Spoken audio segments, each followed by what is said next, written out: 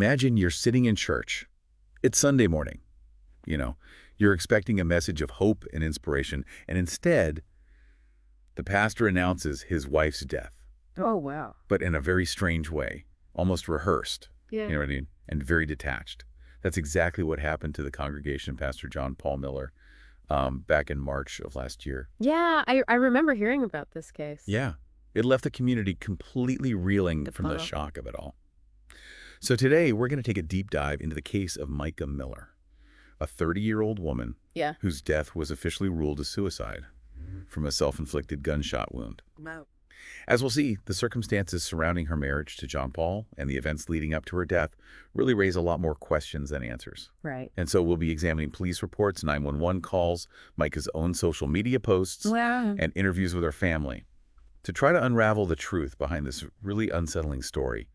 What do you think? What stands out to you the most about this case? Well, I think it's really interesting how, you know, initially everyone thought this was an open and shut case of suicide, but Right.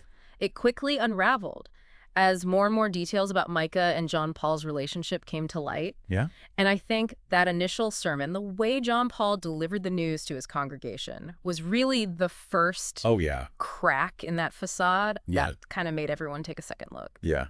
You're right. The tone of that announcement was just so off. It almost felt like Yes. he was reading from a script rather than expressing genuine grief. And then, Yeah. you know, the way he quickly pivoted to asking for prayers and support for himself, Oh, right. and then announcing a break from his pastoral duties without really explaining why. It felt very calculated. Right. It didn't feel genuine. And that calculated feeling is precisely what made people start to question the official narrative. Right. People could just sense that something wasn't right. And then when you consider the fact that Micah had filed for divorce from John Paul just a few months before her death, and she had cited his infidelity and threats in the divorce papers. This wasn't some sudden crisis. There was clearly a history of trouble in their marriage. Yes, and we even had that chilling 911 call from Micah's sister, where she actually describes John Paul threatening to show up at her house armed to confront Micah. Yeah. This was not just a disagreement between a couple. No. This was a pattern of controlling and even dangerous behavior. Yeah, and that potential for John Paul to be controlling becomes even more disturbing when you think about his position as a pastor. He had a lot of authority, both in their marriage and in the church community, and that kind of power imbalance can make it very easy to manipulate and control someone. Right, exactly. And the signs of control go way beyond those threats. You know, we have reports of slash tires, Really? a tracking device found on Micah's car. It's like something out of a movie. It's very creepy. Mm. And then in her affidavit, Micah's sister actually alleges that John Paul controlled all of Micah's finances and even actively tried to isolate her from her family and friends. Yeah, isolation is a tactic that abusers use all the time. They want to cut their partner off from their support system so that they have more control. It makes it a lot harder for the victim to escape this situation. It's like he was creating a world where Micah was completely dependent on him. Right. And then there's the incident where Micah was hospitalized in February 2024. John Paul told everyone it was because she was off her medication and, you know, tried to paint this picture of her being mentally unstable. Mm. But Micah's family strongly disputes that claim. Ah, interesting. They say she was actually managing her mental health just fine. What do you make of that? Well, I think that discrepancy is really important because it raises the possibility that John Paul was trying to manipulate everyone and make them think that Micah wasn't mentally well. Right. So if she ever spoke out against him, no one will believe her. It's a classic tactic. Yeah, and let's not forget that while Micah was in the hospital, Mm-hmm. John Paul went to great lengths to try to keep her away from her family and friends. Oh, wow. He even tried to use power of attorney documents to control her medical care. And those documents were later questioned because their legitimacy was in question. Yeah. But again, it's like this constant effort to keep her isolated Yeah. and under his thumb. It's very concerning. All of these actions point to what we call coercive control, which is a really insidious form of abuse that doesn't always involve physical violence, but it's about using manipulation, threats, intimidation, all of these different tactics to dominate your partner and to take away their autonomy. And the crazy thing is that John Paul's troubling behavior doesn't even begin with Micah. Yeah. You know, there are all these allegations in his past, some going back years, including claims of sexual misconduct with underage church members. There are even reports of an alleged addiction to sex workers. Those allegations, if they're true, are extremely serious and should be taken very seriously. It really makes you wonder if he was abusing his position of power within the church. When you think about the relationship between a pastor and their congregation, there's a lot of inherent trust there.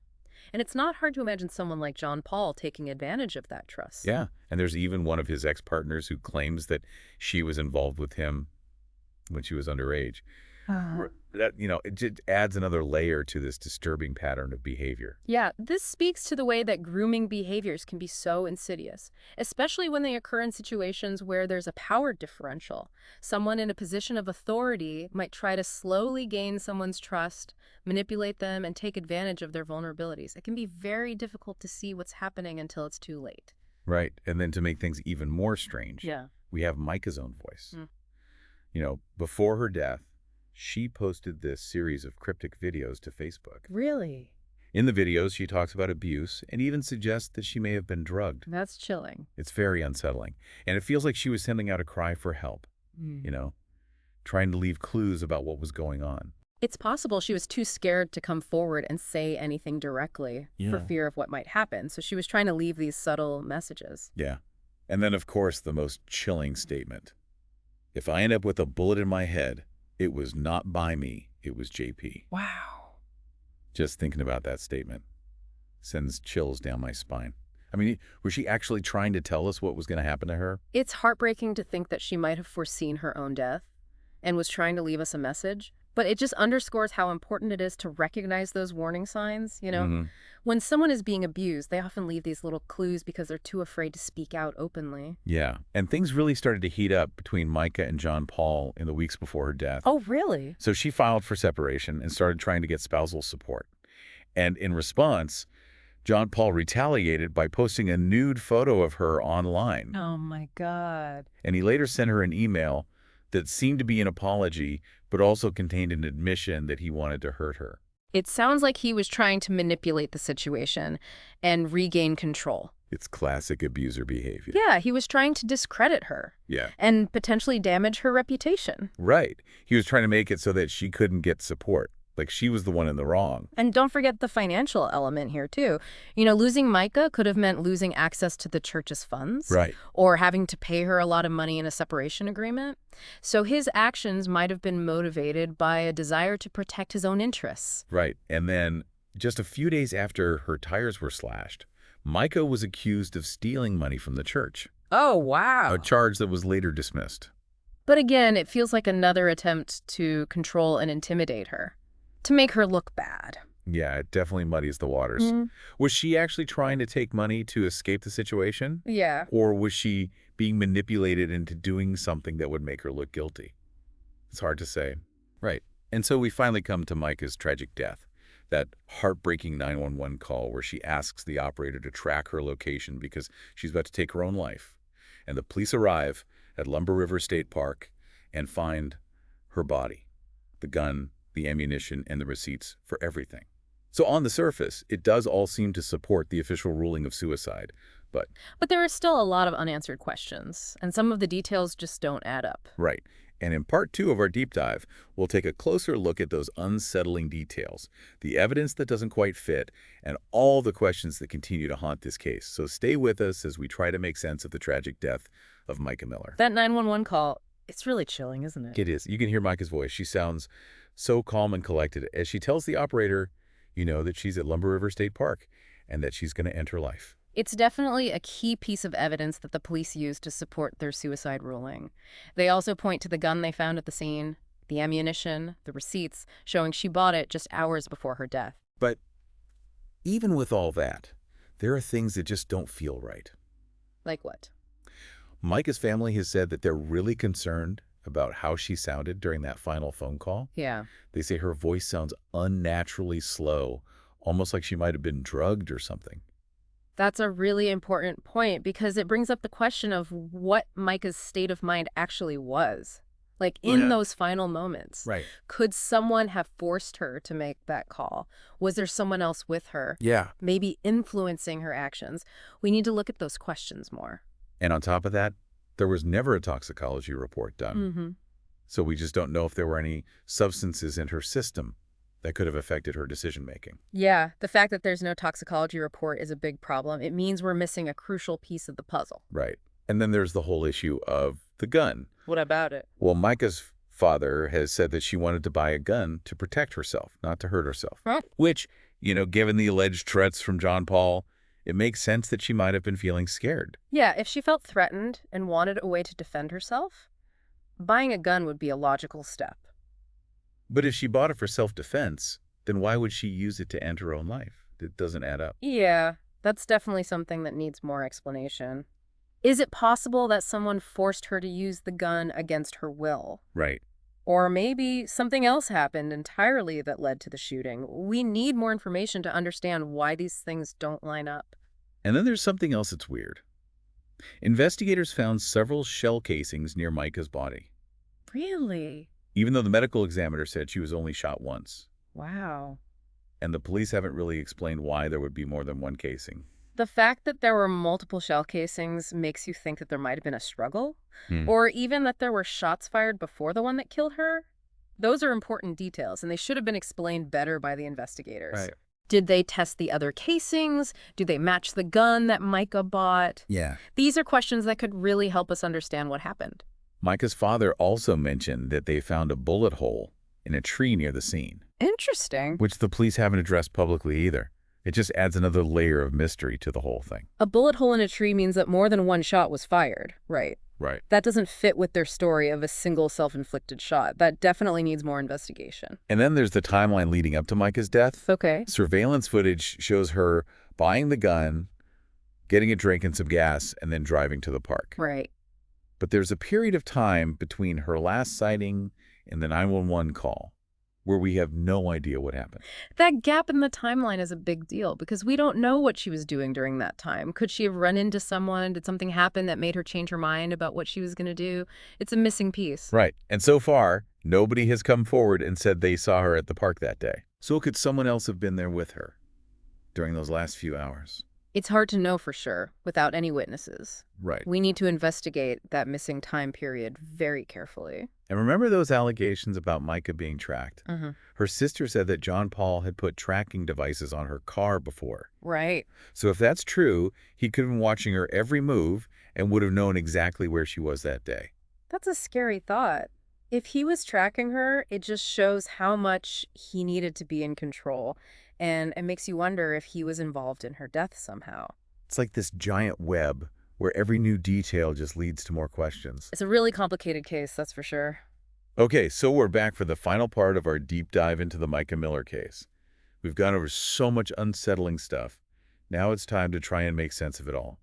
What are some of the theories people have about her death? Well, like we've been saying, the official ruling is suicide. But that leaves a lot of loose ends. Some people are looking at the possibility of involuntary manslaughter. Can you break that down for our listeners who might not be legal experts? What does involuntary manslaughter actually mean? Sure.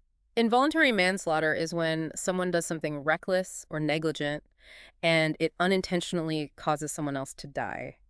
So in this case, it would be like saying that John Paul's alleged abuse and all the manipulation created an environment that was so toxic that it basically drove Micah to suicide. So it's not about him actually pulling the trigger, but about his actions leading up to it. Like he created the conditions that made her take her own life. Right. But proving that in court is a whole other story. It's really tough. You'd have to draw a direct line between what John Paul did and Micah's decision to end her life. And Micah's family is convinced it goes even further than that. They believe she was actually forced to take her own life. Oh, wow. They talk about these unexplained bruises on her arms and hands that make them think there was a struggle. And they even think that maybe someone made her hold the gun and pull the trigger. If that's true, then we're talking about homicide. And that's obviously a way more serious crime. But to prove that, you'd need a lot more than just a few bruises. Did the investigators find any DNA on the gun that didn't belong to Micah? Were there any other signs of a fight at the scene? And on top of that, they didn't even do some of the basic forensic tests, like gunshot residue analysis. It makes it almost impossible to figure out what really went down in those final moments. You're telling me. Those tests could have told us who fired the weapon and how everything happened. Without them, we're just left guessing. And we can't forget about the power dynamic between Micah and John Paul. I mean, he was her pastor, a figure of authority, someone she probably trusted a lot. That makes it so much harder for someone to speak up about abuse or to even leave the relationship. You're absolutely right. John Paul being a pastor really adds another layer to this whole thing.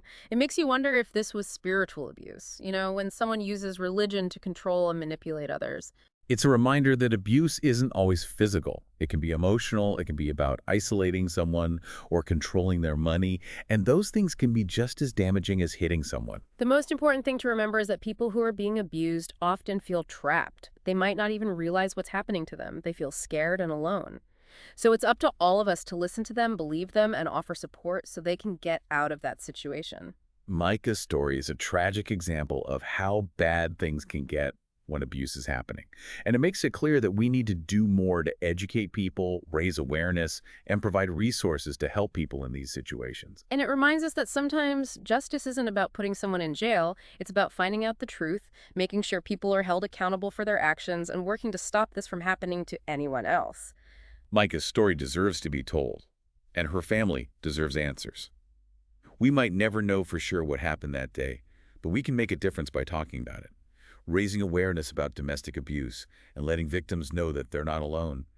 We have to believe them, and we have to support them. And if anyone out there is going through something similar, please remember you're not alone. There are people who can help. Speak up, tell someone, and break the silence. Thank you all for joining us for this deep dive.